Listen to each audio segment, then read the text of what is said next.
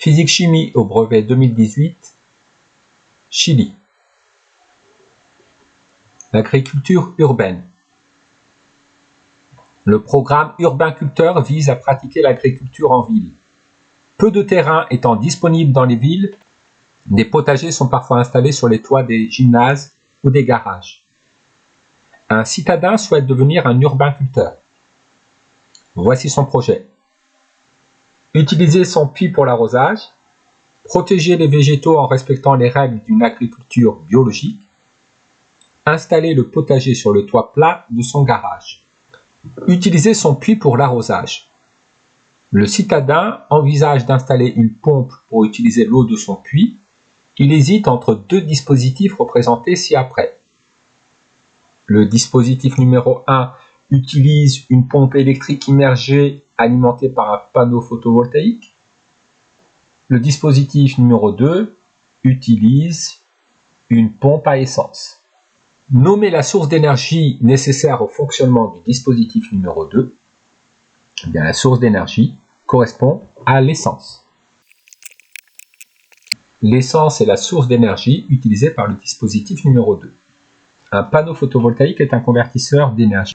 Nommer la forme d'énergie reçue, 1, et la forme d'énergie fournie, 2, par le panneau photovoltaïque, en choisissant parmi les termes suivants: chimique, cinétique, électrique, thermique, solaire.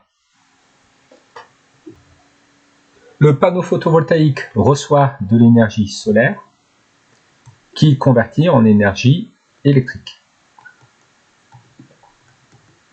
Une partie de l'énergie solaire reçue est dissipée par effet Joule sous forme thermique. La pompe du dispositif numéro 2 fonctionne à l'aide d'un moteur à combustion qui nécessite une arrivée d'air puisque le dioxygène est indispensable à la combustion de l'essence. Précisé en le justifiant. Si la combustion de l'essence est une transformation physique ou une transformation chimique. La combustion de l'essence nécessite comme réactif l'essence et le dioxygène de l'air. Elle produit de l'eau et du dioxyde de carbone. Il n'y a pas changement d'état des espèces de départ, il y a réarrangement et redistribution des atomes. À partir des espèces chimiques appelées réactifs, de nouvelles espèces chimiques apparaissent, celles qu'on appelle les produits. C'est donc une transformation chimique. Donner un avantage et un inconvénient pour chacun des deux dispositifs. Le dispositif numéro 2, utilisant l'essence, rejette du dioxyde de carbone, qui est un gaz à effet de serre, et des particules fines, donc il est polluant. Alors que le dispositif numéro 1 ne rejette pas de gaz à effet de serre, ni de particules fines. Donc le dispositif numéro 1 n'est pas polluant, alors que le dispositif numéro 2 rejette du dioxyde de carbone, qui est un gaz à effet de serre, et des particules fines. Il est donc polluant. Le panneau photovoltaïque a pour avantage de ne pas être polluant, mais il nécessite qu'il fasse jour, qu'il y ait de la lumière solaire. Le dispositif numéro 2, la pompe à essence, a comme avantage de fonctionner en l'absence de lumière, mais elle rejette des gaz à effet de serre et des particules fines. Protéger les végétaux en respectant les règles de l'agriculture biologique. Utilisée en agriculture biologique, la solution aqueuse de bouillie bordelaise permet de lutter contre une maladie, le mildiou des tomates. Afin d'identifier les ions présents dans cette solution, on réalise des tests. Alors, le test avec une solution d'hydroxyde de sodium. On ajoute une solution d'hydroxyde de sodium à une solution de bouillie bordelaise. On observe la formation d'un précipité bleu. À l'aide du document 1, nommé l'ion identifié dans la solution de bouillie bordelaise. Nous avons utilisé comme réactif une solution d'hydroxyde de sodium. La couleur du précipité observé est bleue. Donc, l'ion identifié dans la solution de bouillie bordelaise est l'ion cuivre 2. L'ion identifié par l'ajout de solution d'hydroxyde de sodium est l'ion cuivre 2 de formule Cu2+, puisqu'on observe l'apparition d'un précipité bleu. En utilisant le document 1, proposez une expérience permettant de mettre en évidence la présence d'ion sulfate dans la solution de bouillie bordelaise. Précisez l'observation attendue. Afin de mettre en évidence l'ion sulfate, nous devons utiliser comme réactif une solution de chlorure de barium et, si le test est positif, observer l'apparition d'un précipité blanc. Dans un tube à essai contenant de la bouillie bordelaise, nous ajoutons quelques gouttes d'une solution de chlorure de barium.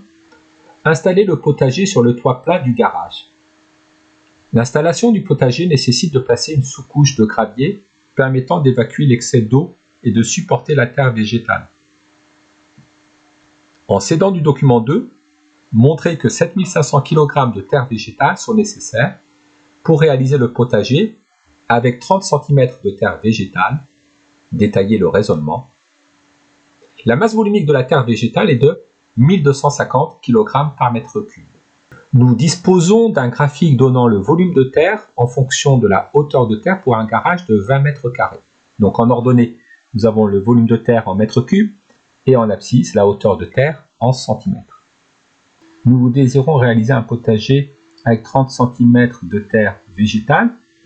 En utilisant le graphique, nous disons que pour réaliser un potager de 30 cm de hauteur sur le toit du garage de 20 mètres carrés, nous devons utiliser 6 mètres cubes de terre.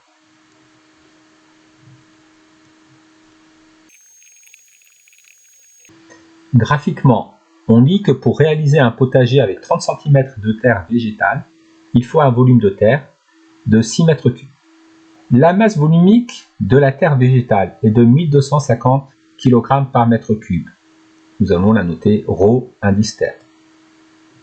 La masse de terre correspondant à un volume de 6 mètres cubes s'obtient en multipliant la masse volumique de la terre végétale par le volume de la terre végétale.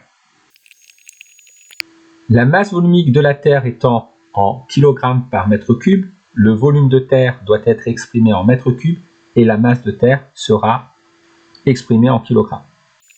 1250 x 6, 6 x 0, 0, 6 x 5, 30, 6 x 2, 12, plus 3, 15, 6 x 1, 6, plus 1, 7. Pour réaliser un potager de 30 cm de hauteur sur un toit de 20 mètres carrés, il faut utiliser 7500 kg de terre. Le poids maximal que peut supporter la structure du garage est de 120 000 Newton.